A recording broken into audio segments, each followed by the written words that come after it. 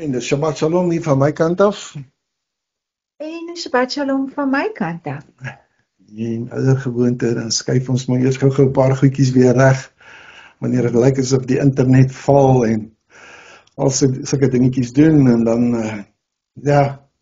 Maar hoe dit ook al sê, mag jy 'n geseënde Shabbat hê, en ek dink ons het nog 'n interessante boodskap vanmôre, né? So, hierdie is regtig iets wat ek hoop, dat Vader my mond sal salf, Marietjie se mond sal salf, dat ons dit kan oordra, dat ons op die regte manier kan oordra, en dat jy groot baat gaan vind daarby. So kom ons spring weg. Ons is nou by Tehillim 68, dis die Psalm wat saam met hierdie parasha gaan. Sy vyande sal verstrooi word. Vir die musiekleier van Dawid, 'n Psalm, 'n lied. Jahwe staan op, sy vyande raak verstrooid, en sy haters vlug voor sy aangesig weg. Soos rook verdryf word, verdryf u hulle, soos was smelt hulle voor die vuur, vergaan die goddelose voor die aangesig van Jahwe. Maar die regverdiges is bly, hulle juig voor die aangesig van Jahwe, en hulle is vrolik met blydskap. Sing tot eer van Jahwe, Psalm sing tot eer van sy naam, vul die pad op vir hom wat deur die woestynvlaktes ry. Jahwe is sy naam en jubel voor sy aangesig.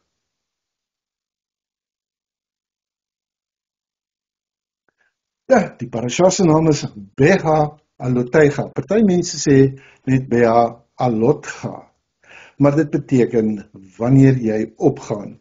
En jy sal sien dat dit te doen met wanneer jy opgaan om die menorah aan te steek.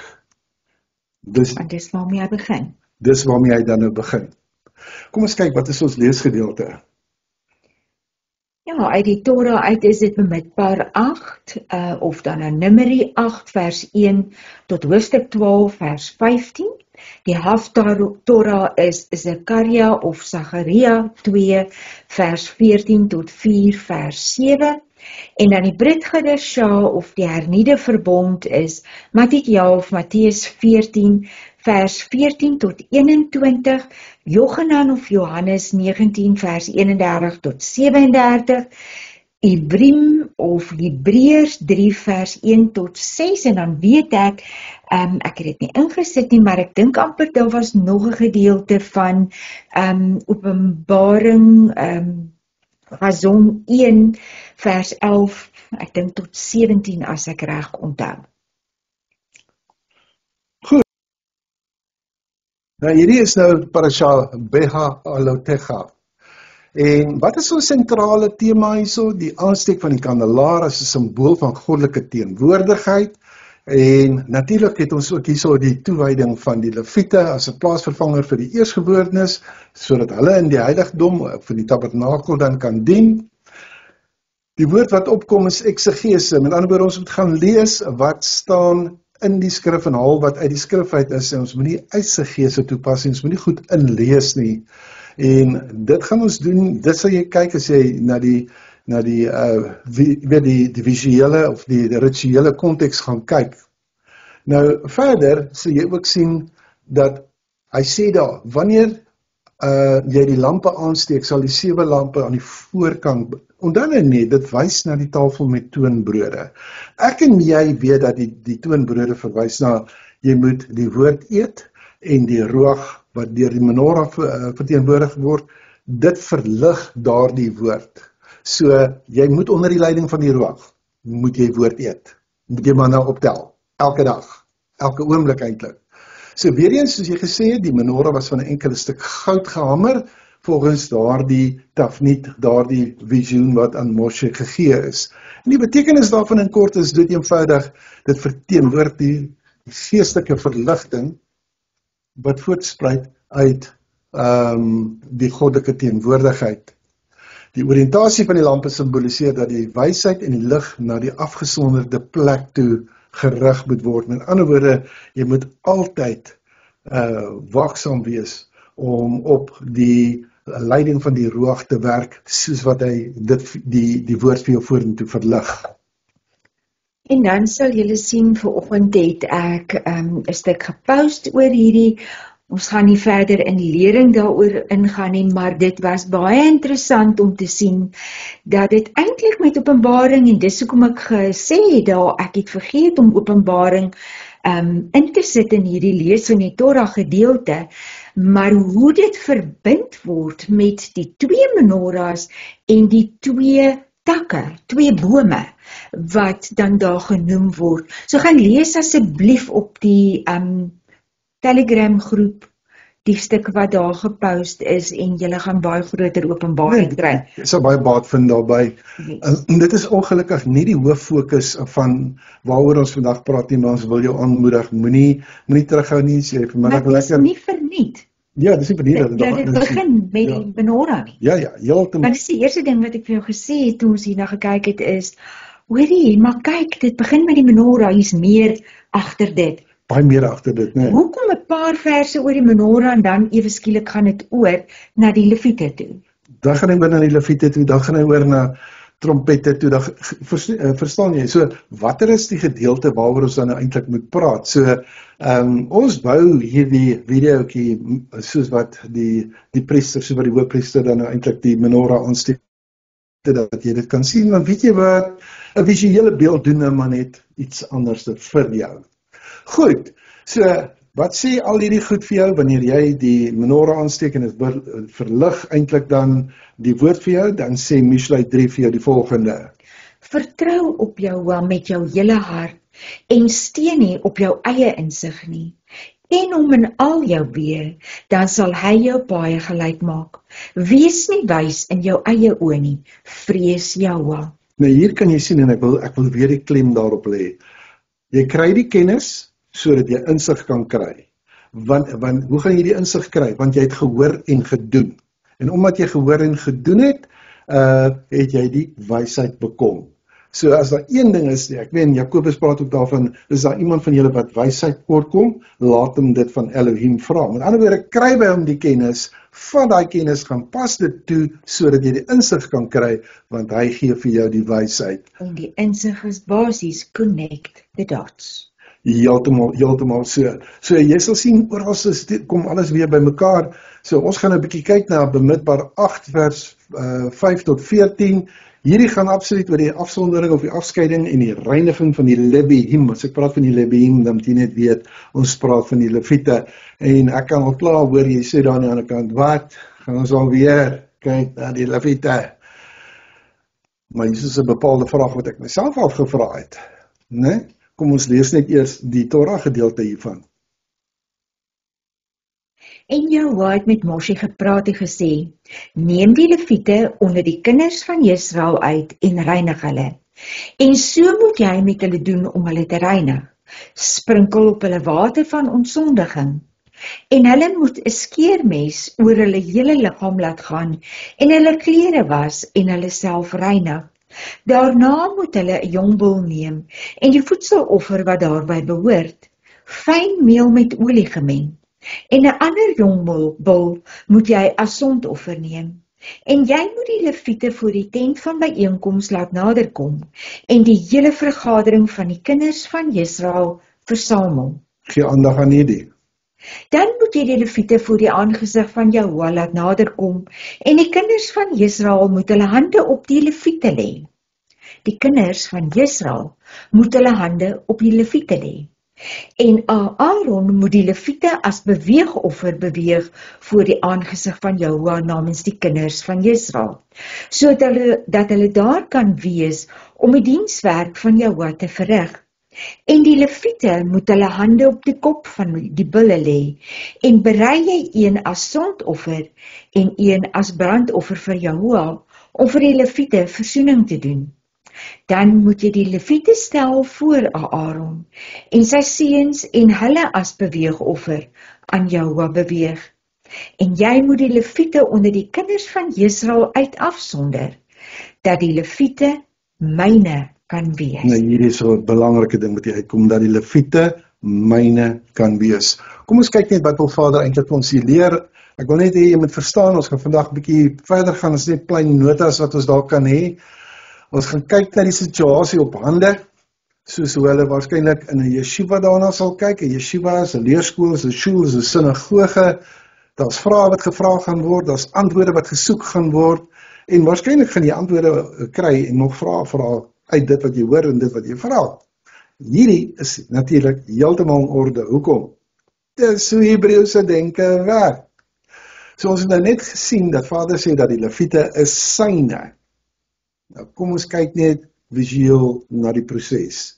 Hy sê sprinkel hulle met water, né? Sprinkel die water op hulle. Dis nommer 1. Daai prentjie vertel vir jou baie dinge al klaar daar. Sprinkel water op hulle. Skeer hulle skoon. Né? Tweede ding wat jy moet doen, dan moet hulle klere was. Nou net voordat ons aangaan, kan jy onthou met hierdie 3, herinner dit jou dalk aan iets? Herinner dit jou dalk aan Shemot 19, toe hulle die 3 dae gehad het om hulle self te was, hulle klere te was, hulle self voor te berei, dat daar grense is wat uitgesit word waar binne hulle moet bly voordat Jahoua na hulle toe gaan kom? Jy moet hierdie goed met mekaar konnekteer, want dis presies wat Vader doen. Dus hy sal hoor, die patroon bly dieselfde. Hy maak homself bekend in die patrone, die tats, nie wat hy vir jou gee. Goed, dan kom hy met verdere stappe en hy sê, stel hulle voor Jahoua. Hy sê, die volk moet nou kom en hande op hulle lê, en dan gaan ons sien, jy weet, hoekom gaan hulle hande op hulle lê? Want hulle word eintlik 'n offer namens die volk, né? En dan word die brandoffers gebring. Dan word daai 2 bulle gebring, dis die brand en die versoeningsoffer. So, dis 'n hele proses, net om die leviete af te sonder, sodat hulle die werk kan doen van die Vader, né? Maar kom ons gaan kyk net gou na Shemot 13 vers 2. Ek wil hê jy moet iets daar sien. Toe het Jahoua met Moshe gepraat en gesê, sonder vir my al die eersgeborenes af, alles wat die moederskoot open onder die kinders van Israel, van mense en van diere, dit is myne. Hierdie is 'n baie belangrike skrifgedeelte wat jy regtig in jou agterkop moet hou. Ja, en die rede kom ek wil hê jy dit met jou agterkop hou, want dit was voor die goue kalf insident. Ja, dit gaan vorentoe, hier na die einde van die lering toe gaan jy weet, en sien hoekom ek sê, hou hierdie in gedagte. Nou jy het nou net gesien, hy sê die leviete is myne. Nou sê hy, hier, as jy teruggaan na daai kant toe, dan sê hy, nee, die eersgeborenes is myne, maar jy moet in gedagte hou, dis Jahoua wat praat. Dus hy is die een wat die leviete as 'n kollektiewe plaasvervanger kies, vir al die eersgeborenes van die mense. En hulle funksie gaan wees, hulle moet in die tabernakel dien. Ek wil hier baie mooi hoor, wat doen hulle leviete, hoor? Hulle is nie daar om te heers oor mense nie. Hulle gaan die tabernakel dien. Hulle gaan die kinders van Israel beskerm. Hulle gaan eintlik hulle beskerm deur te verhoed dat hulle by die tabernakel uitkom, en nie daai selfde ding van, hoor jy, moenie nader aan hierdie berg kom nie, moenie te naby aan Jahoua kom nie. Verstaan jy? Dis wat jy gaan moet sien wat hy eintlik hier vir jou sê. So hulle vorm eintlik 'n buffer tussen Jahoua en die mense. Ons sal dit nou sien. Kom ons lees net so klein bietjie verder in Bamidbar 8. En daarna moet die leviete inkom om die tent van byeenkoms te bedien. So moet jy hulle dan reinig en hulle as beweegoffer beweeg, want hulle is in geheel aan my gegee onder die kinders van Israel uit. In die plek van alles wat die moederskoot open, al die eersgeborenes uit die kinders van Israel het ek hulle vir my geneem. Want al die eersgeborenes onder die kinders van Israel is myne. En daarna moet die leviete inkom om die tent van byeenkoms te bedien. So moet jy hulle dan reinig en hulle as beweegoffer beweeg. Want hulle is in geheel aan my gegee onder die kinders van Israel uit. In die plek van alles wat die moederskoot open. al die eerstgeborenes uit die kinders van Israel, het ek hulle vir my geneem. Het ek hulle vir my geneem. Hou in gedagte. Want al die eerstgeborenes onder die kinders van Israel is myne, van mense en van diere. Op die dag toe ek al die eerstgeborenes in Midsraim getref het, het ek hulle vir my afgesonder. En ek het die leviete in die plek van al die eerstgeborenes onder die kinders van Israel geneem en die leviete gegee.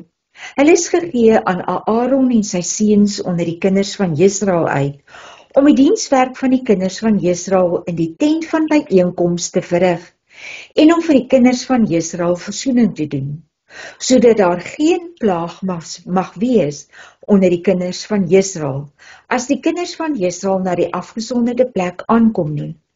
En Moshe en Aaron en die hele vergadering van die kinders van Israel het met die leviete gedoen, net soos Jahoua Moshe aangaande die leviete beveel het. So het die kinders van Israel met hulle gedoen.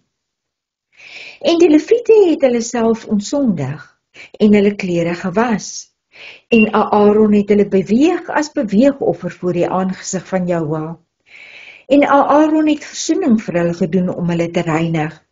En daarna die leviete gekom om hulle dienswerk in die tent van byeenkoms voor Jahoua en sy seuns te verrig.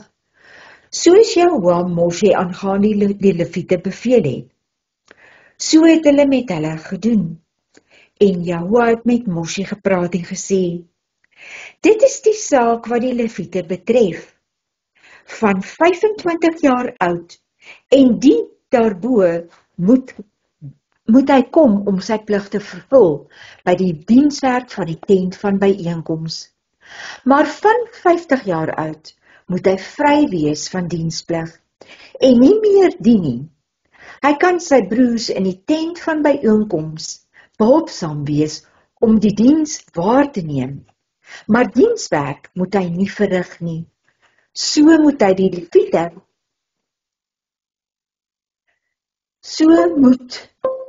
jy met die leviete doen in sake hulle amptspligte. Goed, het jy nou gesien, hulle begin op die ouderdom van 25, maar volgens Bemidbar 4 vers 3, dan gaan jy nou sien, hulle begin op die ouderdom van 30. Hier is baie belangrike inligting wat ek en jy moet hê, want ons wil dinge ontleed wat op my en jou van toepassing moet wees. Jy sien dat hierdie ouens, as hulle 50 jaar oud is, dan hou hy, jy weet, hy hou nie op om te help nie, hy help, maar hy doen nie die fisiese werk homself nie. Nou daar is kulturele en priesterlike konteks wat hy weet, wanneer ek en jy gaan moet kyk. Jy sal sien dat die inwyding van die leviete vorm 'n unieke kategorie onder die mense. Hulle is nie priesters, hulle is nie die koheniem nie, hulle is net afgesonderde bedienaars. Nou hierdie seremonie het ons al gesien, hy het elemente van orde, jy weet die heiligheid, die vervanging en die versoening, dis alles fundamentele elemente van die levitiese kultus. Die leviete se verantwoordelikheid was ook om die mense te beskerm, soos wat ons net gesê het, dat hulle nie by die tabernakel uitkom. Ek gaan vir my na die volgende skyfie toe, hierdie was alles die agtergrond gewees, wat ons vir julle gegee het.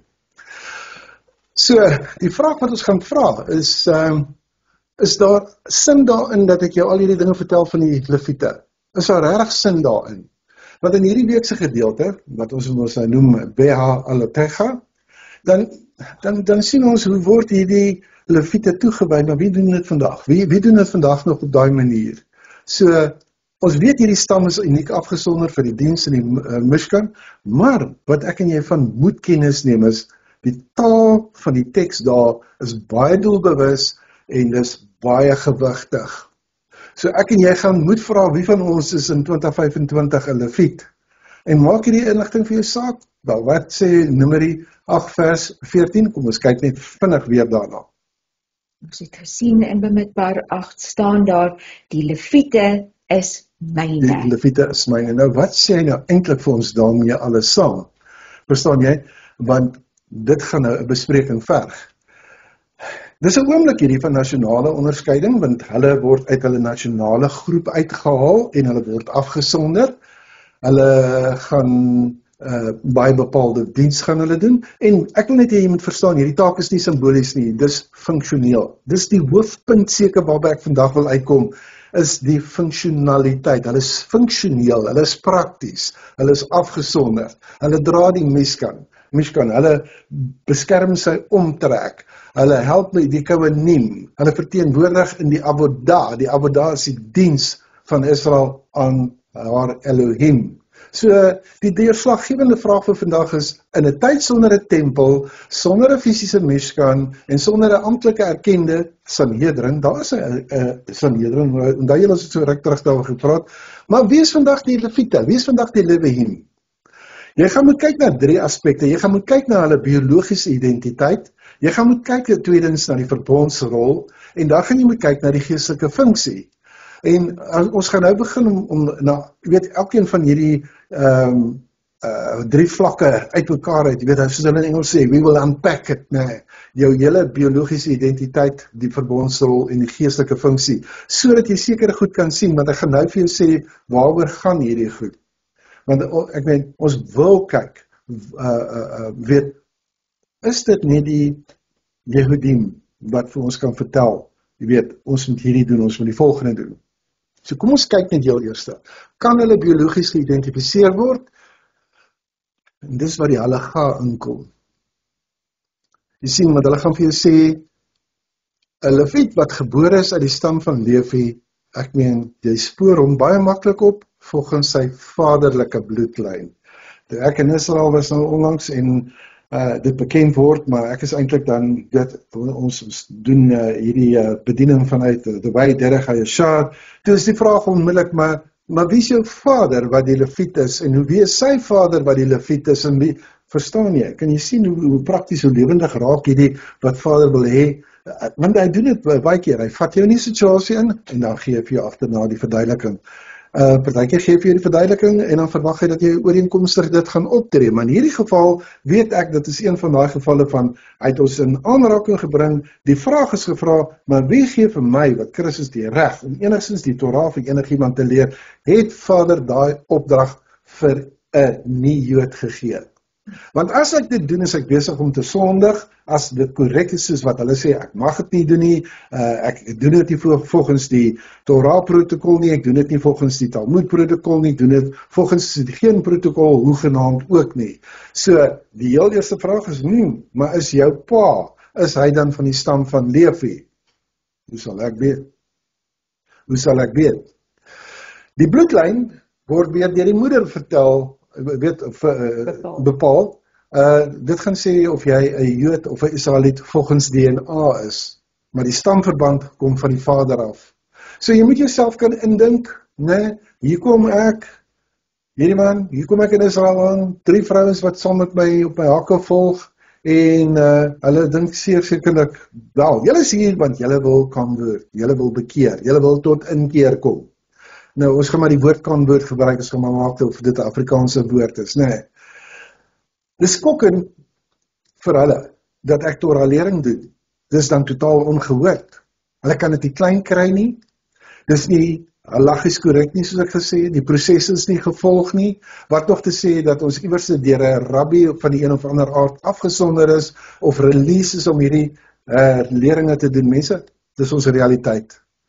Dit het ons nou net oorgekom. Ons het al daarvan vir sommige mense vertel, miskien in die breë vertel, maar die feit van die saak is, jy weet, as dit moet kom by dit wat ons gaan kry van ons ortodokse vriende, die converts, diegene wat hoegenaamd nie na enigiets regs van die begin van die boek van Matteus kyk nie, dan sê ek nou vir jou, is ons in totale sonde, ons tree verkeerd op, ons, verstaan jy, en om alles te kroon, dink ek, hulle sê nog ons vir hoe die koms van die Messias. Ja.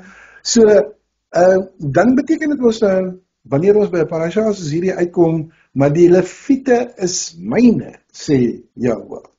So as ek nou 'n Lewiet, en kan ek nou in daai rol instap, en kan ek 'n lering vir jou gee, en kan ek die Torah vir jou uitlê, dis 'n belangrike vraag daai, want dit affekteer jou. So, ons het nodig om dit dan nou te unpack. So, kom ons doen dit. Ek gaan nou vir jou ding lees. Jy sal sien, daar staan standing at the gate, the choice every God-fearing soul must make. Dis 'n ding wat ek vanmôre nogal afgetrek het, want ek wil hê jy moet hierdie lees, of hierdie hoor, vanuit hoe hulle die halaga sien, voordat ons kan aangaan, Wat is die halaga? die proses. Nie terwille van almal. Ja, goed. So staan by die poort, die keuse wat elke godvreesende siel sal moet maak. Nou, volgens hulle, dis wat hierdie persoon skryf. Miskien onthou jy daardie oomblik toe jy buite gestaan het, jy het geleer, jy het gebid, jy het gehuil. Jy het die liefde vir Hashem gevoel, jy het hom gevrees, jy het die Joodse volk bewonder, jy het Shabbat gehou, jy het varkvleis vermy, jy het afgoderry verwerp, jy het gedink dit is genoeg, maar dit was nie. Hoor jy wat hy sê? Maar dit was nie. Want toe jy by die poort staan, bewend en in eerbied, was hy steeds buite. Nie omdat jy nie opreg was nie, nie omdat jy nie gesoek het nie, maar omdat Hashem reeds gespreek het. Hy het reeds in die wêreld gesê, daar's 'n pad om naby te kom, maar dit is op my voorwaardes. En sy voorwaardes, soos wat hulle dit sê, volgens halaga. En ek vra, really? Is die pad nie Torah nie? Dis mos die roadmap wat ek en jy het. En as jy by my, Jahoua, se volk wil aansluit, dan moet jy tot inkeer kom. En as jy nie en as jy my as 'n nie-Jood wil bedien of dien, aanvaar die 7 wette onder die gesag van Dis Israel. wat hierdie persoon nou sê. Dis nie wat hierdie persoon skryf, né? Onthou dit net, hulle sê, as jy nie onder die rabbiniese goed wil convert nie, dan moet jy onder die 7 Noahide laws moet jy nou gaan val. Kan jy sien wat sy etikette plaas hulle rondom jou? Dis nou omdat hulle weet dat jy volg Yeshua. So hulle wil vir jou eintlik sê, hoekom jy buite die poort staan? Die vraag is, staan ons buite die poort? Jy moet vir jouself hierdie vraag kan afvra, en as jy die antwoorde daarop het jy nodig om dit vir ander mense te kan vertel, want ek kan jou verseker, daar's hordes daar buite wat nie weet nie, wat hoegenaamd nie weet En nie. dit is hoekom hulle die Messias afsweer om in te kan kom, of hulle glo om in te kan kom. Ja, met ander woorde, ewe skielik begin hulle al hierdie goedes glo wat vir hulle vertel word van, hy is nie die Messias nie, hy voldoen nie aan die nie, en hy voldoen nie. Maar ek dink as ek vandag klaar is met Yeshua, en hierdie opdrag, dan dink ek jy gaan 'n ander insig hê oor hoe om hierdie probleem te benader. So, weer eens, as jy my as 'n nie-Jood wil dien, sê hulle, aanvaar die 7 wette, die Noahide laws, onder die gesag van Israel, dis wat hulle sê. Jy maak nie net, jy weet, jy kap nie vir jou eie plekkie uit nie, jy ent nie net sommer jouself in nie, en jy kom nie in op jou eie terme nie, en dis wat hulle dink. Hulle dink jy probeer op jou eie terme en op jou eie manier inkom. Jy dryf nie net rond in hierdie godsdienstige niemandsland waar jy gebooie uitkies wat jy wil nie, maar jy vermy die verbond. Dis wat hulle sê. Jy vermy die verbond. Dis die moeilikste les wat jy ooit sal leer, sê hulle. Dis ook die bevrydendste. Hulle sê, maar vandag staan daar baie mense daar by die poort. Hulle het daai liefde vir die Torah. Hulle glo in die Elohim van Israel. Hulle noem hulle self Godvreesendes. Maar hulle wil nie bekeer nie, en hulle wil ook nie die pad van die Noahide laws volg nie. Hulle wil naby wees, maar hulle wil nie gebonde wees nie. So hulle sien ons as, ons wil nie gebonde wees nie. En dis iets wat ons van moet kennis neem. Okay? Hulle sê ons wil geestelik wees, maar ons wil nie gestruktureerd wees nie. Hulle wil geëer word, sonder om gedefinieer te word. Dis nou die wat nie weet, wat buitekant die poort staan.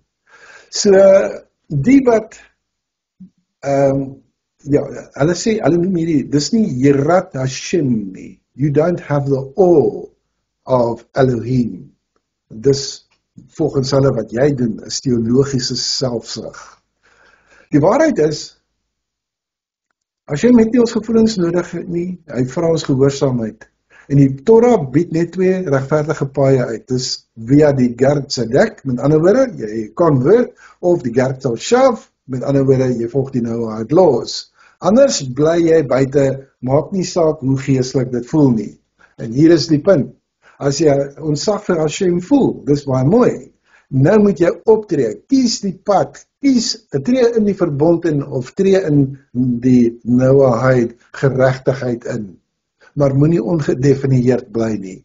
Moenie vir altyd buite die poort bly staan nie. Want aan die einde word Jehovah nie beïndruk deur emosie nie. Hy word beïndruk en verheerlik deur gehoorsaamheid. Dis hulle punt. Dis waarheid en sekere goed, Right. maar dis nie die volle waarheid nie. So kom ons kyk nou hoe lyk hierdie pendulum wat hulle nou vir ons nou voorhou.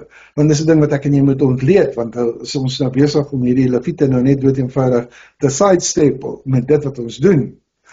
Nou jy gaan sien, hier het jy 'n pendulum, en jy gaan sien aan die eerste punt wat jy gaan kry is die wet, en die teenkant daarvan is genade. Onder die wet gaan jy sien, val die term Judaïsme, onder genade die Christendom. Onder die wet gaan jy sien, dis die rabbiniese regsreëls, regspraak, die hele Talmud en dies meer, maar die Christendom, no rules and regulations. Ons het net die vryheid in Christus. Dis wat hulle vir jou sê. Maar wanneer daai pendulum begin swaai van die wet af, en hy swaai weer dwars deur na die genade toe, is die uiteinde van die ding is dat dit waarby jy wil uitkom, is presies hieronder, waar wet en genade is. En hoekom sê ek so, en waar kry ek dit? Kom ons kyk gou daarna Johannes 1 vers 17. Want die Torah moes deur Moshe gegee. Die guns en die waarheid het deur Yeshua die Messias gekom. Goed, nou ek wil hierdie Engelse een vir jou lees. For the law, want hier kom uit die King James uit. For the law was given by Moses, but grace and truth came by Jesus Christ. Nou kom ek lees hom vir jou soos wat hy regtig in die Griek staan, en nie so wat hy vertaal word nie. For the law was given by Moshe, grace and truth came by Yeshua. Daar's nie 'n bad nie. Die bad veroorsaak onmiddellik die skeiding. Die skeiding tussen daai muntstuk, want die twee kante van die muntstuk bevat die wet aan die een kant en die genade aan die ander kant, maar dis twee kante van dieselfde muntstuk. Dis wat ek en jy moet weet. En soos wat ons nou gesit en luister het dit al sterker deurgekom dat dit slegs dit wat die rabbies is, wat hulle sê, dat dit is wat tel. Meestal net wat die rabbies sê, is wat tel. Geen vermoede dat jy van 'n Levitiese afkoms is nie. Nee. Jy sal dit weet, want dit word van vader na seun oorgedra, en van hom na sy seun, en van hom na sy seun, en so gaan dit aan tot in der ewigheid. So, maar vir jou om Torah-lering te gee, is Sondag, dis ongehoord, en vertraag dat die Messias kom. So ek voel nou baie sleg, want ek vertraag die Messias se terugkeer. Nee, nie reg nie. Moet jy het geen oomblik dink nie, dis hulle siening, dis nie my siening nie. Ek gaan hulle siening moet antwoord, en jy gaan hulle siening moet antwoord, en hoe gaan ek dit doen? Want hulle sê, Yeshua is nie die Messias nie, hy voldoen nie aan die vereistes nie, vir hulle siening van die Messias nie, en hy bly 'n demigod, en hy is 'n voorwerp van hulle bespotting, en naamgewery, en ons kan lank praat. En dit is regtig wat hulle doen. Hulle doen dit, en hulle moet oppas dat hulle eintlik besig is met goed, wat eintlik ook in hierdie parasha hanteer word. Miriam, soos die Lashon Hara wat Miriam gedoen het. Nou, verstaan jy, Vader kyk nie met 'n goeie hart na daai tipe van optrede nie. Maar ek gaan nie Lashon Hara hier hanteer nie, ons het dit van tevore gedoen. So hierdie manne, wat nou so biologies as leviete geïdentifiseer word, hulle bestaan vandag nog, hoor mooi, hulle word geëer, hulle kry geleentheid elke Shabbat om by die tweede aliyah, die tweede, jy weet, as die lesing opkom, dan kry hulle die geleentheid om van daar af ook deel te hê aan die Torah lesings, en dan so ander liturgiese funksies wat hulle kan doen. Maar kom ek sê vir jou so, en jy moet vir my baie mooi hoor, want ek wil vir jou sê, maar dan beteken dit Yeshua het gesondig. Dan beteken dit hy het take op hom geneem wat hy nie kon geneem het nie, en hoe gaan ek en jy dit verantwoord, want hy is nie van Levitiese afkoms nie.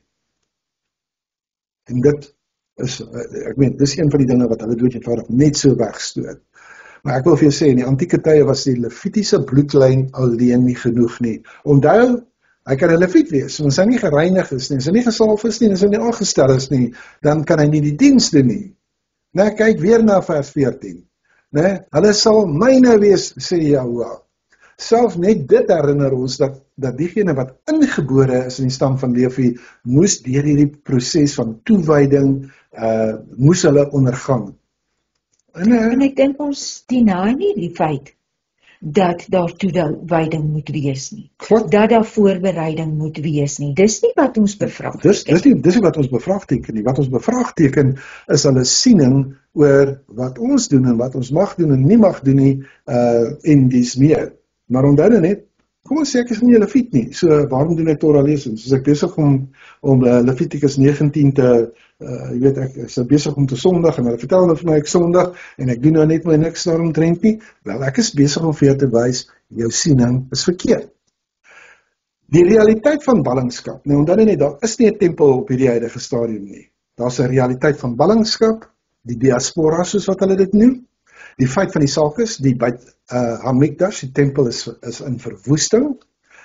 En natuurlik die gebrek aan 'n gereinigde priesterdom verhoed hierdie mense om hulle rolle te vervul soos wat hulle oorspronklik beveel is om dit te doen. Verstaan jy? So hulle het self ander goeders het hulle ingebring. As dit kom by Yom Kippur en die bloed en dies meer, ek stem nie met hulle siening saam nie, maar hulle dink hulle kan alles op hierdie huidige stadium net by wyse van gebede kan hulle dit oorkom, kan hulle daai ding oorkom. Is daar waarheid daarin? Mens kan daarna kyk, maar ek sê nog steeds, as jy hoë bloed verg, dan verg hy bloed. Goed, kom ons kyk na die tweede aspek, die verbondsrol. Onthou nou net, hierdie Lewiim, hulle is nie gronderfenis gegee nie, want Jahoua was hulle erfenis. Jy moet daar gaan kyk na Devarim 10 vers 9. Hulle roeping was binne in die kamp gewees, nie om oor die kamp te heers nie. Hulle heers nie oor die kamp nie. Hulle heers nie oor die Israeliete nie. En ek wil nou net hê, terwyl ons hiervan praat, dink aan 300 voor die Messias en 300 na die Messias. Daai periode van 600 jaar was daar baie Griekse invloed, baie Romeinse invloed en dies meer, né? En dan het jy gesien dat van hulle was deel van die Fariseërs en die Sadduseërs en gaan kyk wie is dit wat geheers het en wat se begeerte het hulle gehad om te heers en te oorheers en te verstaan, wat het hulle gedoen? Vat 'n Kajafas as 'n goeie voorbeeld. So, dis nie waarvoor die Lewiete geroep is nie. Hulle was binne in die kamp, nie oor die kamp nie. Nie oor die Israeliete nie. Hulle moes die Israeliete die Torah leer, hulle moes hulle help met die offerdienste, wanneer die offers gebring is, hulle moes hulle help om afgesonderd te lewe, en hulle moes daai afgesonderdheid van die gemeenskap help bewaak. Nou, vandag, onder die messiaanse gelowiges wat die Torah eer, het hierdie rol hoegenaamd nie verdwyn nie. Nee, dit het verander, daar is 'n transformasie wat gekom het. Ons leef in die skadu van hierdie Mishkan, en ons wag op die dag wanneer dit herstel sal word. Maar die funksie van Lewi, as bewakers van hierdie afgesonderdheid en as leraars van geregtigheid, dit bly steeds vandag noodsaaklik. Goed, so, ons moet verstaan, dat diegene wat onder die mantel van onderrig, bewaking en die bewaring van die Torah funksioneer, onder die mense van Israel, terwyl hulle moet nog steeds nederige dienaars wees van die gemeenskap. Met ander woorde, dis die gees en die funksie van Lewi. Hulle moet onderrig, hulle moet bewaak, hulle moet bewerk. Goed, ons moet duidelik wees. 'n funksie is nie 'n bloedlyn nie. En 'n bloedlyn is nie outomaties 'n funksie nie. Jy kan as Lewi gebore word en tog nie in afsondering wandel nie. Jy kan uit 'n ander stam weer gebore word, maar tog jou lewe so toewy aan die Avot HaKodesh, né, die diens en die rol vervul wat Lewi eens gespeel het. En kom ons kyk na ons vriend Esau. Ja. Presies, goeie voorbeeld. Sy pa is 'n rabbi. Hy het groot geword onder hierdie, en tog het hy vergeet wat sy roeping is. Tog het hy die verbond vergeet, tog het hy sy identiteit vergeet, Ja. En dit is wat Chris nodig gehad het, om hom te aan herinner. Ja, hierdie nie Jood wat nie Levitiese werk mag doen nie, moes hom herinner. Ja. Skiet, jy weet, dit is nie 'n mens lag daarvoor nie, dit is net, jy weet, jy ontleed hierdie goed, en dan kom jy agter, jy kan nie alles net sluk wat vir jou gegee word nie. Maar ek het nou nodig om vir jou 'n bietjie verder te verduidelik, want wat ek nou gesê het, staan nie in die teks nie, staan net. So kom ons vat hom verder. Ons kyk net na die derde aspek, die geestelike funksie. Bymekaar 8:16, want hulle is in geheel aan my gegee. Aan Jahoua gegee? Aan Jahoua gegee, Ja. ja. onder die kinders van Israel uit, in die plek van alles wat die moederskoot open. Al die eerstgeborenes uit die kinders van Israel, het ek hulle vir my geneem. Sien, hulle is as 'n beweegoffer gebring voor jou. So, hulle behoort geheel en al toet en taal aan jou. Met ander woorde, hulle het nie 'n erfenis nie. Hy is hulle erfenis. Right? So met ander woorde, daar word van hulle verwag om in jou hierdie erg geestelike funksie te vervul. Maar hulle word nie net afgesonder nie, hulle word opgehef. Beweeg, opgehef, beweeg. Ja, hulle word presies. So, ek wil jou hierdie frase gee wat daar staan in die skrif. Die frase wat gebruik word is netinim, hemali. Hulle is geheel en al aan my gegee, beteken dit. Daar's 'n verdubbeling van daai woord netim. Dit impliseer 'n absolute toewyding. Dis 'n lewe van 'n absolute oorgawe in diens aan Jahweh. So, vandag is die ware leviet in die gees die een wat sê, Hineni, stuur my. Dit is die man of die vrou wat soos die Levihim vanouds tussen die heilige en die onheilige staan, waar die mense die verskil tussen die rein en die onrein leer. Dis Jesegiel 44:23. Hulle het geen aardse erfenis aanvaar nie, want Jahweh is hulle deel. Maar onder ons vandag, veral binne die Torah getroue gemeenskap van Yeshua volgelinge, beteken dit diegene wat heel eerstens, as jy 'n bewaker van die verbond, jy's 'n getroue leraar van die Torah, jy gaan nie 'n kompromie aan oor reinheid nie, oor heiligheid nie. Jy's nederig in postuur en mense, daar's te veel mense in die Torah beweging wat lekkiness in hierdie area, dat hulle is nie nederig in postuur nie. Ongelukkig moes ons hierdie week weer daarmee te doen kry. Nee? Mense wat nie wil submit in nederigheid nie. Hierdie leviete, die vandag nog, is nie verbonde aan stelsels van hierdie wêreld nie. Hulle stap in elke funksionele sin in die voetspore van 'n leviet, na Yeshua self, ons rabbi, ons Messias, die gesalfde dienaar van Elohim. Hy het Talmudim gekies wat hierdie mantel gedra het. Ek gaan dit nou vir 'n bietjie meer vertel, ek bly jy vra. Toe hy hulle 2-2 uitgestuur het, of wanneer hulle onder sy onderrig gesit het om die skare te leer, dan was hy besig, hy wat Yeshua was besig om die levitiese patroon in hierdie 12 disippels van hom te herstel. Dis 'n patroon van diens, dis 'n patroon van onderrig gee, dis 'n patroon van bewaking, dis 'n patroon van toewyding. Kyk wat doen Yeshua. Kyk wat hy daar doen. So ons moet onsself vra, maar wie is die leviet vandag? Wie op aarde is die leviet vandag? So om my vraag direk te beantwoord, wat ons nou gevra het, biologies bestaan die leviete steeds. Sommige is bekend, baie is nie. Verbondsgewys duur hierdie rol van die leviet nog steeds voort, onder diegene wat die las van die diens van die Torah en die heiligheid opneem. Maar geestelik, enige lid van Israel wat hulle lewe toelei om Jahweh te dien, die heiliges te bewaar en geregtigheid te leer, sonder dat hulle verwagting van 'n beloning of status het, hulle is op die pad om, soos 'n leviet te wandel. Onthou jy toe Yeshua die disippels uitgestuur het 2-2, moenie 'n reisak vat nie, moenie beursie vat nie, niks nie. Dis presies die levitiese werk wat hulle gaan doen.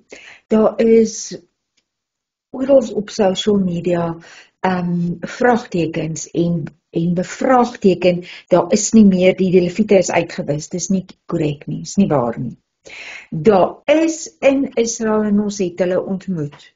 Hulle het bewyse dat hulle uit die lyn van die leviet kom, van die levitiese ontwikkeling. Dit is nie die waarheid nie. Van die wat ons net nou toe ons die seëninge gedoen het, wys ons moes nou hoe hulle op die Tempelberg loop. Van hulle is leviete. Hulle is definitief leviete. Die wat hulle prostrate daar voor om te sê, daai ding wat daar staan is nie ons tempel nie, maar ons lê onsself neer voor die hemelse tempel. Ons buig voor jou. Ja.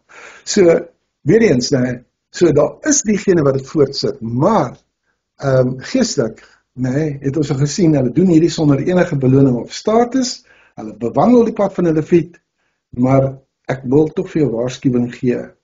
Jy kan dien soos 'n leviet, maar jy moet nooit 'n rol opneem wat nie vir jou gegee is nie. 'n Ware leviet sien ons word aangestel, hy is nie self aangestel nie. En in die dae van die Messias se wederkoms word ons herstel van die tempeldiens en die reiniging van die seuns van Levi beloof. Ek gaan nou vir die skrif gee in Maleagi. Tot dan mag ons gereken word omdat diegene wat in waarheid en in nederigheid die Torah dien. Kyk hoe lyk Maleagi. Kyk, ek stuur my boodskapper wat die weg voor my uit sal baan. Dan sal skielik na sy tempel kom die meester na wie julle soek, naamlik die boodskapper van die verbond, na wie julle begeerte het. Kyk, hy kom, sê Jehova van die leerskare. Maar wie kan die dag van sy koms verdra? En wie kan standhou as hy verskyn? Want hy sal wees soos die vuur van die smelter en soos die loog van die wassers.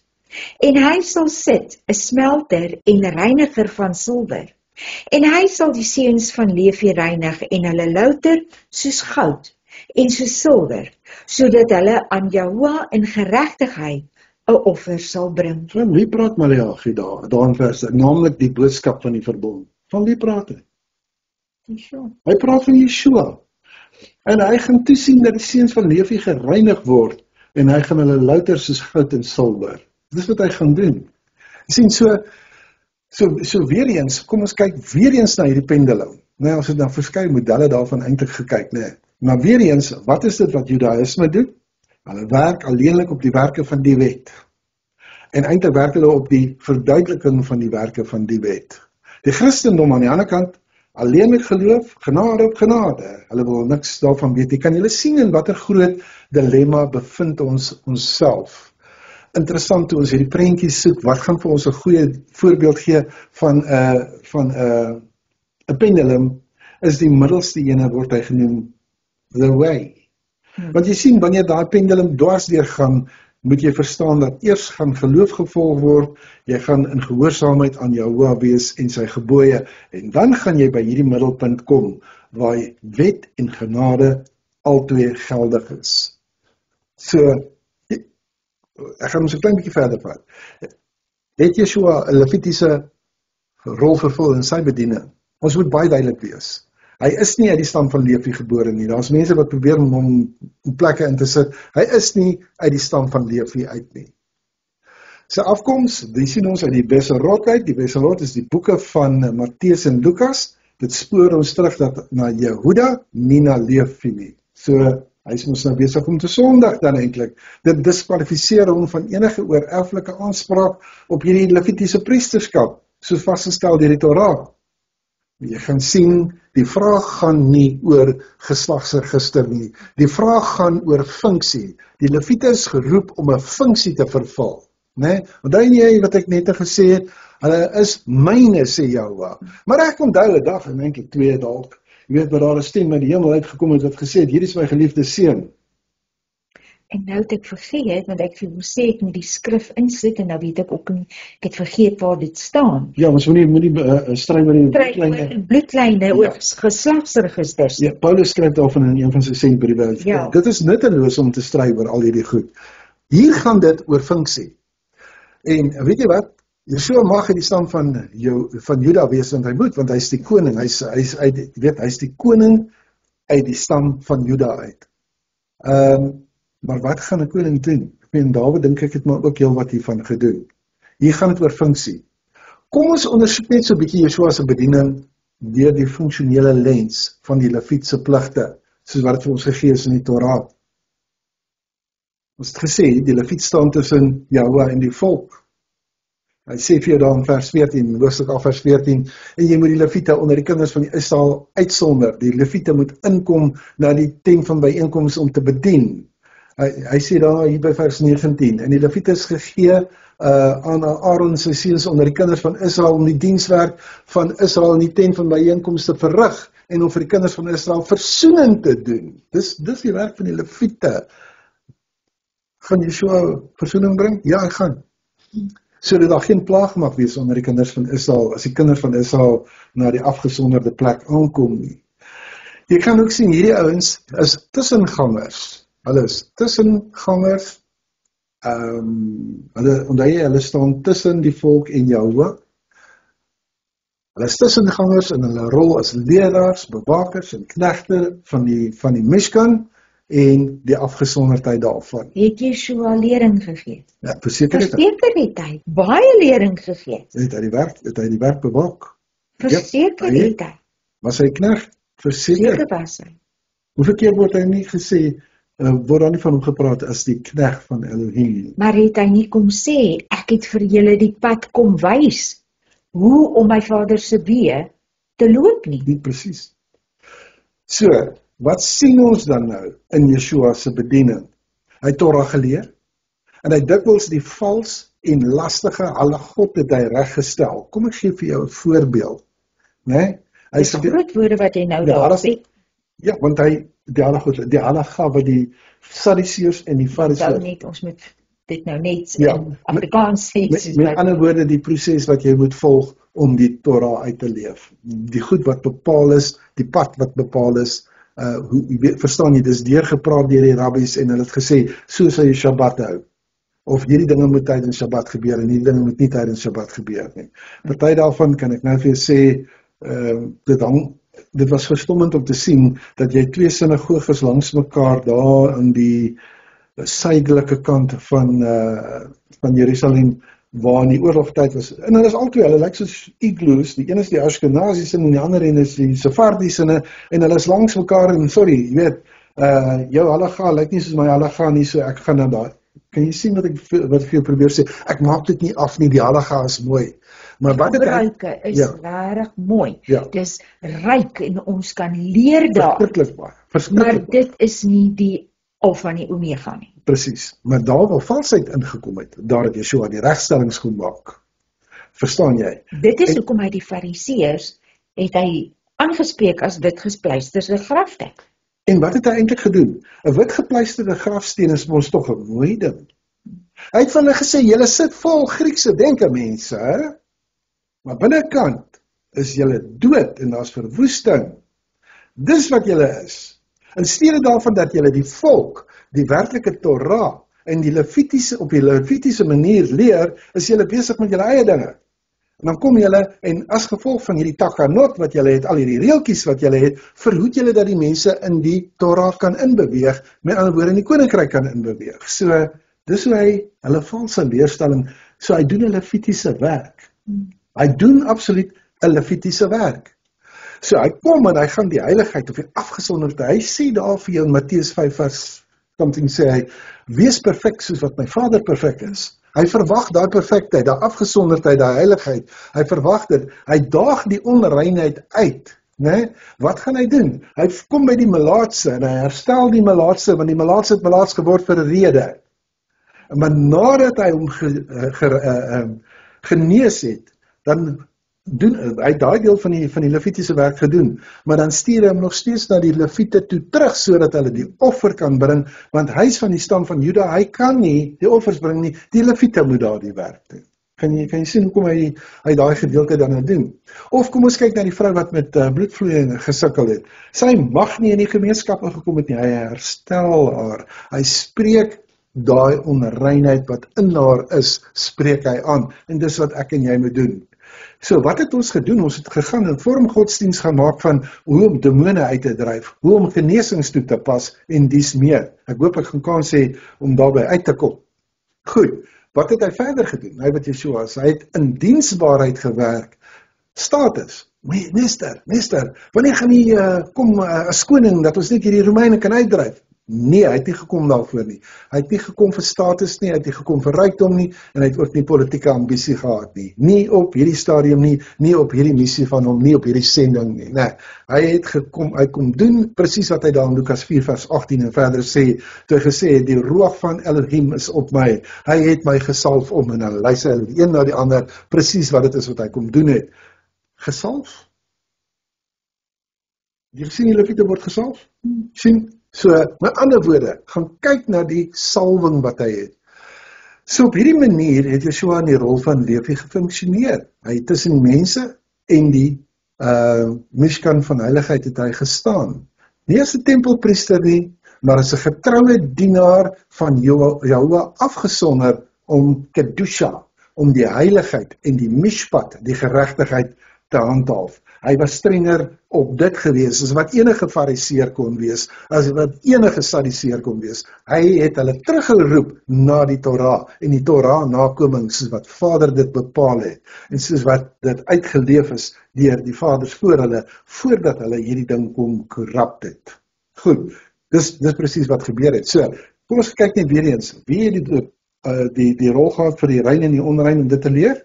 En hulle moet my volk die onderskeid leer tussen wat afgesonder en onafgesonderd is, en hulle bekend maak die onderskeid tussen wat onrein en rein is. Dis die Lewiete, né? Dis die Lewiete wat hierdie doen. Dus jy kan nie wil sê, hoor, ek gaan net van hierdie klein gemeenskap hê, en ek gaan maar hier rein en onrein, ek gaan hier in reinheid lewe, en gebede en volgens mikwas en al daai tipe van goed, en ek gee nou nie reg om oor die res van Israel nie. Jy kan nie dit doen nie. Jy kan nie dit doen nie. Verstaan jy, dit word nie vir jou gegee nie. Jy moet na die markplein toe gaan, jy moet na die sinagoge toe gaan, jy moet by die tempel opdaag, jy moet hierdie goed, as 'n Lewiet, het jy nodig om jou volk te beskerm, om hulle terug te bring na Jahua toe, om hulle te beskerm teen dit wat die vyand gaan bring. Hoekom is dit so? As jy gaan kyk na Maasai 4, 5, 6 daar rond, dan jy sien, baie van die priesters en van die Lewiete het begin glo in Yeshua. So die Lewiete het ook na hom gekeer. Jy kan ook sien, dat teen die tyd wat jy by Handelinge 15 kom, hoe is dit, dat Jakobus, dat hy dan aan die hoof staan van 'n bydin, wat het nou vir hom daai Levitiese werk gegee? Presies nou net dit wat ek vir jou sê, want as die bydin nie doen wat die bydin moet doen nie, dan moet daar 'n werklike bydin opslaan. As die bydin nie, verstaan jy, hy gaan daar, ek sê, jy word nie besny om gered te word nie. Jy gaan sinagoge toe, jy gaan leer, wat sê die Torah vir jou. Jy hou op van daai 4 goed, en jy leer wat sê die Torah vir jou, want die gees van Elohim gaan vir jou oortuig om die regte ding op die regte tyd te doen. Dis die werk van die Lewiet. Dis Levitiese werk wat hulle doen. Levitiese werk wat elkeen van die disippels gaan doen. Dis Levitiese werk wat Paulus, Shaul, wat hy gaan doen. So, hy, wat Yeshua is, hy het dit deur woord en daad gedoen. Hy het ritualisme van etiek geskei, hy het dit uitgedaag, hy het nooit enige van hierdie reinheidswette van die hand gewys nie, hy het altyd die doel daarvan verduidelik. Hy het hulle tahara, die reinheid geleer, nie net uiterlik nie, maar ook van die hart, en hoe jy, jou hele ingesteldheid. Hy het die gewigtiger sake, the weightier matters of the law, het hy aangespreek, geregtigheid, deernis, getrouheid, hy spreek daai eerste fariseërs aan oor dit. Hulle moes aandag daaraan gegee het, en hulle het nie. Hulle het hulle self met Griekse denke opgehou, en as gevolg daarvan, kan hulle nie op die regte manier die Torah aan die volk oordra nie. So weer eens, soos die Lewiete, het Yeshua opgetree as 'n lewende voorbeeld van Torah onderskeiding. Nie deur dat hy die Torah herskryf het nie, maar om dit korrek uit te lê, om dit korrek vir jou te kom wys hoe om dit te doen. Soos wat enige getroue Lewiet van verwag sou word om dit te doen. Bring my weer terug na Matteus 5 vers 17 toe, waar hy sê, ek het nie gekom om die wet te vernietig nie, maar om dit te vervul, om dit vir jou te wys hoe om dit te doen. So as hy daar sê hy, ek kom hierdie Levitiese gedeelte doen. Ek kom dit doen. Want julle fariseërs doen dit nie, of julle doen dit nie reg nie, of julle gee julle eie interpretasies daaraan. Ek kom julle terugroep na die volle verantwoordbaarheid, na die korrektheid van hoe Vader die Torah gegee het. Dis waarna toe ek julle kom oproep. Onthou net, geen erfenis. Yeshua het geleef met geen grond, geen rykdom. Devarim 10:9. Daarom het Levi geen deel of erfenis saam met sy broers nie. Jahua is sy erfdeel, soos Jahua, jou Elohim, hom beloof het. So wat sê Yeshua? Jakkals het gate voor sy neste, maar die seun van die mens het nêrens om sy kop neer te lê nie. Dis nie 'n poëtiese storie nie, dis nie 'n fuzzy tipe ding nie. Hierdie is diep Levities. Hy het heeltemal afhanklik geleef van die voorsiening van ander. Hy was ten volle toegewy aan die diens van Jahoua. Hy het niks besit nie, hy het niks geërf in die aardse sin nie. Dit is die lewenstyl van die Lewiet. Jahoua alleen is sy erfenis. Ek hoop ons sien hierdie ding reg. Goed, die Lewiet het die gewig van Israel se laste gedra. Nou die Torah sê die Lewiete is gegee om die Mishkan te dra, fisies en geestelik, bymiddelbaar 1 vers 4 tot 4 het ons dit baie mooi gesien. Maar Yeshua se bediening was gekenmerk deur die dra van laste, die dra van die laste van die siekes, die uitgeworpenes, die verwerptes van Israel. Die laste van die disippels, wat voortdurend verkeerd verstaan het, want dan het hy hulle geduldig, het hy hulle geleer. Hy het hulle geleer van die las van leierskap, né? Maar hy homself het nooit titels of eresetels gesoek nie, glad nie. En hierdie stem saam met die geestelike funksie van 'n Lewiet. Stil, swaar, onvermoeide diens. Dis hoekom Yeshua dit kan doen. En dan ons beweeg na hoekom kan ek dit nie doen nie, né? Hoekom kan ek dit nie doen nie? Hoekom kan ons dit nie doen nie? So was Yeshua 'n Lewiet? Weer eens, nee. Volgens afkoms, nee, hy was van Jehuda. Volgens funksie, ja, absoluut.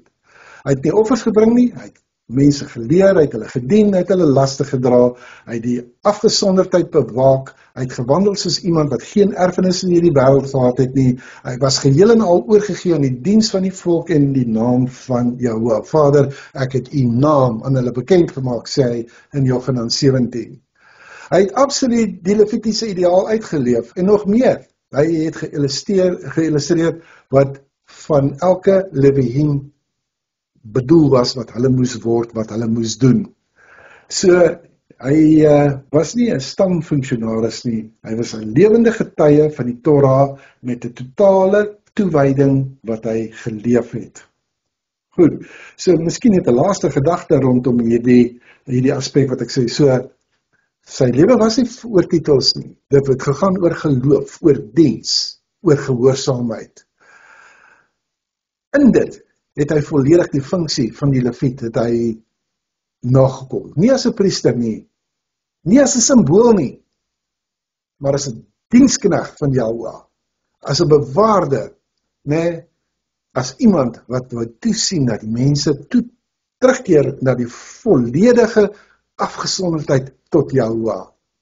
So, in daardie lig is Yeshua nie meer die model van 'n dienaar nie, hy is die lewende Torah, wat die innerlike gees van die Lewiet se roeping uitdruk. En so gaan die patroon voort. Wie wandel soos hy gewandel het, sonder erfenis, die laste van Israel dra en die weg van heiligheid bewaak. Hulle wandel in die voetspore van die Lewiete. Hulle wandel in die voetspore van die rabbi.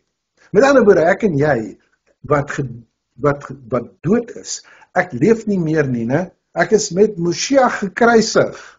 Die lewe wat ek nou lewe ek in die geloof in die Seun van Elohim, wie my lief gehad en homself my gegee het, Galasiërs 2 vers 20.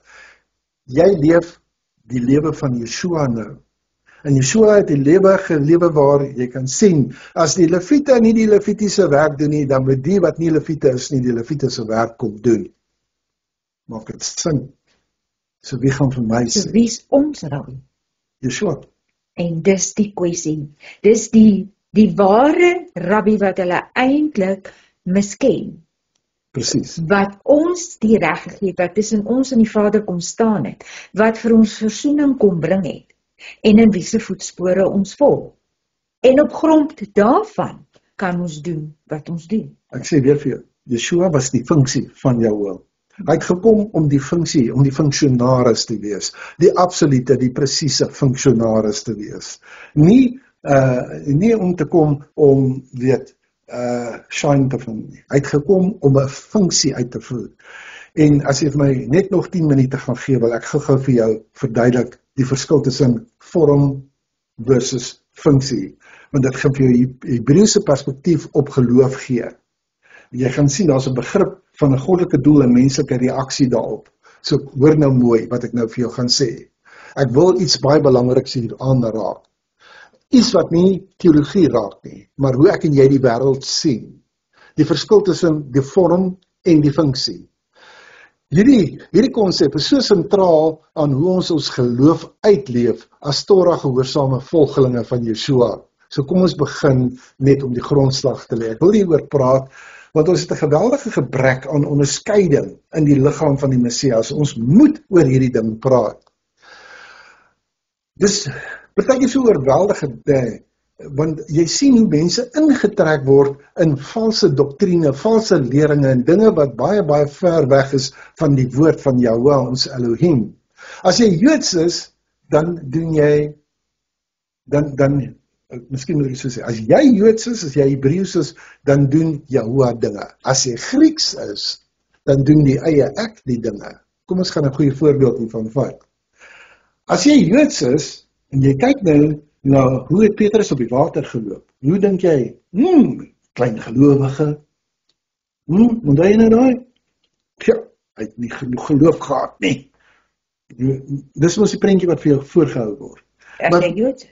Nee, maar as jy Joods is, dan 'n Jood sou gesê het, Petrus is toegelaat om 'n stuk op die water te loop, omdat Yahweh hom toegelaat het om op die water te loop.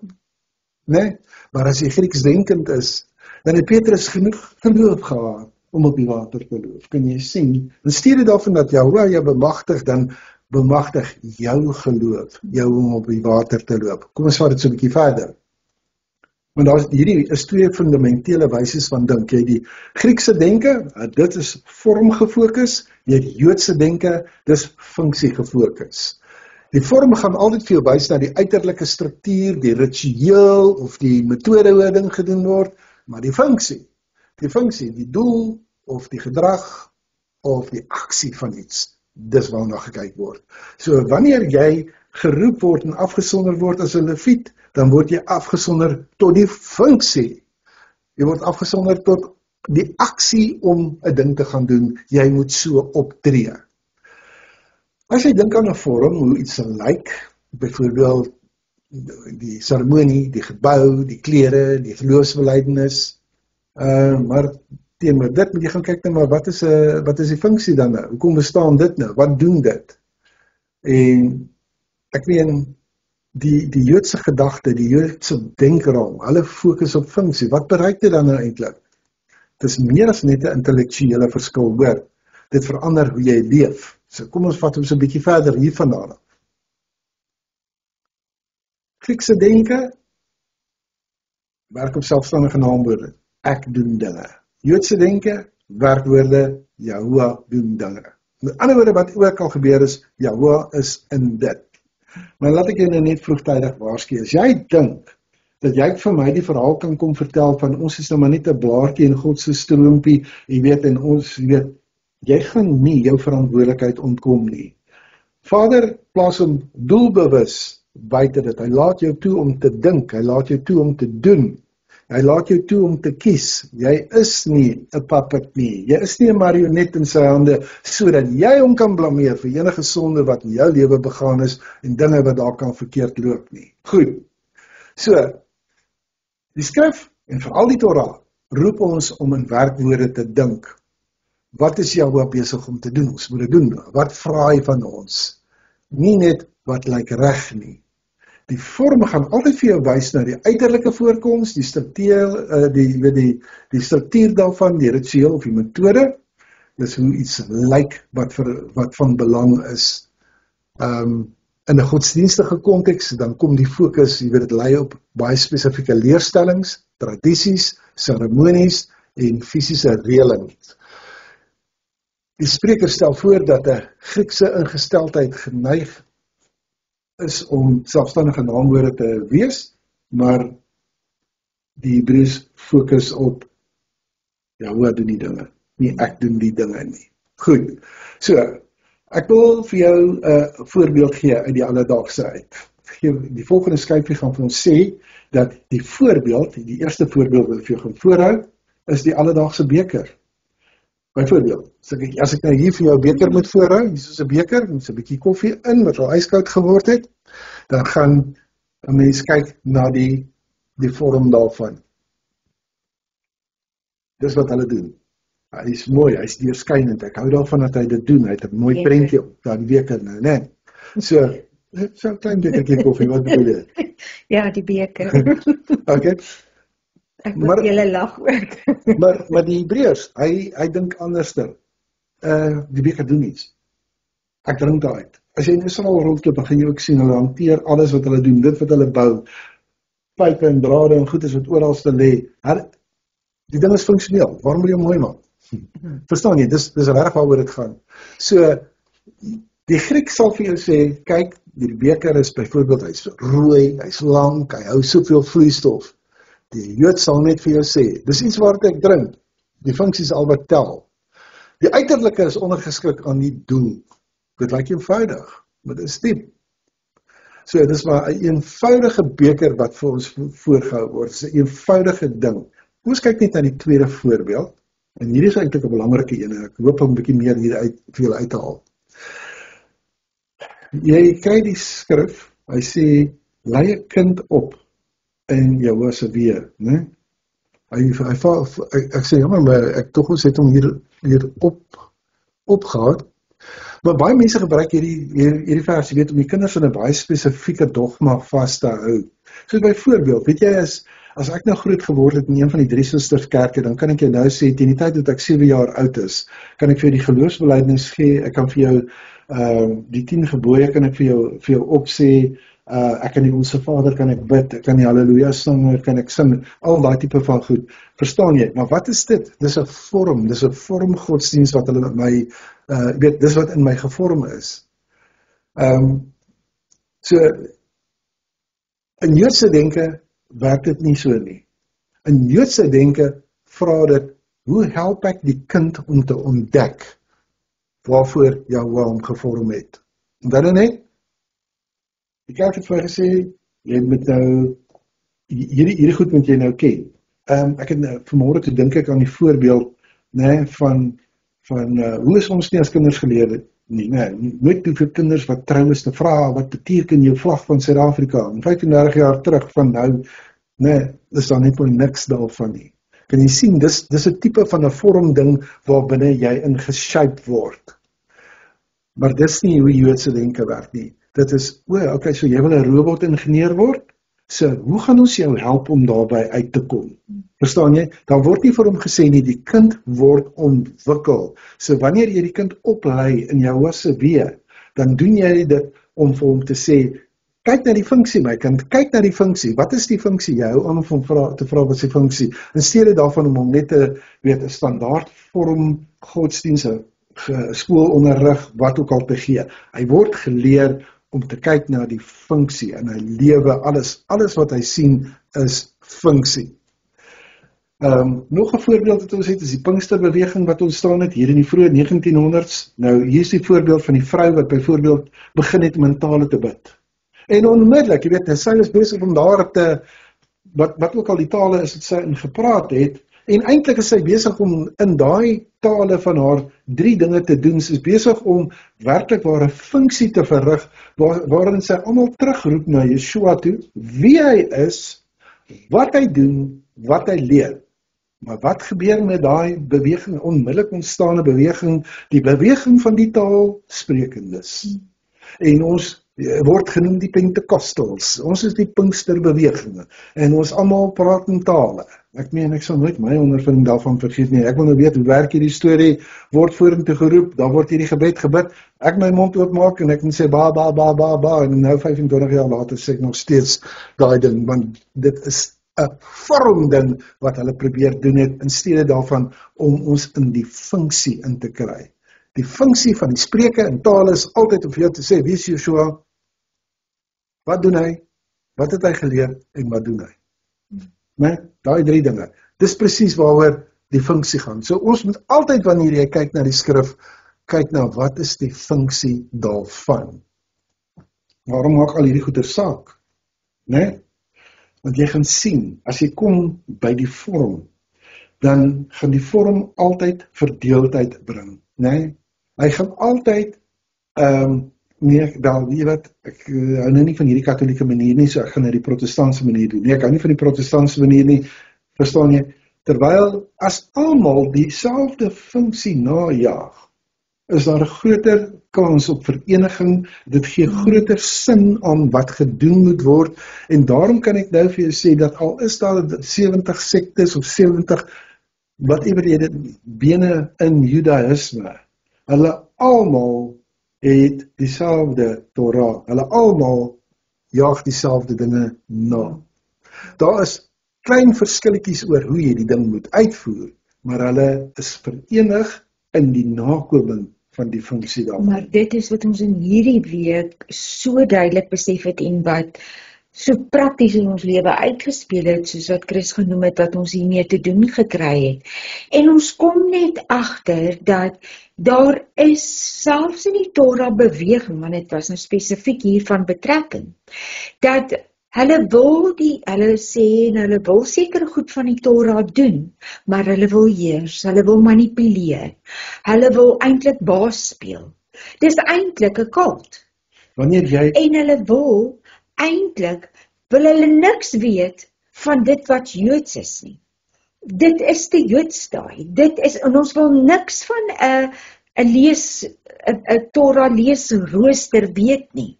Wat se nonsens is dit? En ek en Chris moes vir mekaar sê, as jy 'n Torah leraar is en jy's nie op 'n Torah leesrooster wat jy behandel nie, staan jy in ons pad. Dan kan ek nie met jou in eenheid wees nie. Dan is jy Ek is jammer, obstakel. jy's 'n obstakel vir ons. En dit is die maatstaf, en ek het dit deur die jare het ek dit gesien, dat diegene wat nie, jy weet, hulle sal baie maklik maak, Rit, nee, your people will be my people, your God will be my God, your Elohim will be my Elohim, maar die skok uit die ding is, but your people will not be my people. En dis waar die verskil in die ding inkom. En as jy Openbaring gaan lees, dan is jou 12 poorte is van die stamme van Israel. Dan gaan jy baie gou wens dat your people are my people. Exactly. Wat se verskil het ons gemaak? Ons het die verskil gemaak. Ek gee nie om of iemand sê dat ek kan nie die Levitiese werk doen nie. Ek het nou vir jou sopas gewys ek kan. Yeshua is die Messias. Ek is in die Messias. In die Messias gaan ek die Levitiese werk doen wat hy gedoen het. Ek gaan die voorbeeld volg wat hy gegee het. Ek gaan in sy voetspore loop. Ek gaan hom verkondig. Ek gaan werklik waar deur Yeshua, hy is die weg, die waarheid en die lewe, niemand kom na die Vader behalwe deur hom nie. Ek staan daarop. En as jy vir my wil kom sê dit, jy maak 'n bespotting van hom, dan het ons iets om oor te gesels. Ek gaan vir jou wys hoe jy hom ontken in sy rabbiniese rol, of jy nou 'n Jood is en of jy 'n Christen is. Ek gaan vir jou wys hoe jy hom eintlik maak. In steede daarvan dat jy gaan kyk na wie en wat is die persoon van Yeshua. Wat is dit wat hy doen, né? En wat is dan die 3 wat hy sê is? Wie hy is, wat hy doen en wat hy leer. Sy laaste opdrag was, gaan maak disippels van alle nasies en onderrig hulle in alles wat ek julle geleer het. Dis ons werk, mense. Dis ons werk. Ek hoop hierdie vir jou 'n bietjie meer, iets meer oopgebreek. Om 'n Leviet te wees en jy is 'n Leviet. Ek en jy kom by die Vader uit via Yeshua. Ons gaan ook daai Levitiese werk doen. Is jy ook bereid om toegewy te wees? Is jy ook bereid om deur die volk hande opgelê te word deur die werking nie? Is jy bereid om dit te doen? Dis nie 'n besluit wat jy ligtelik kan neem nie.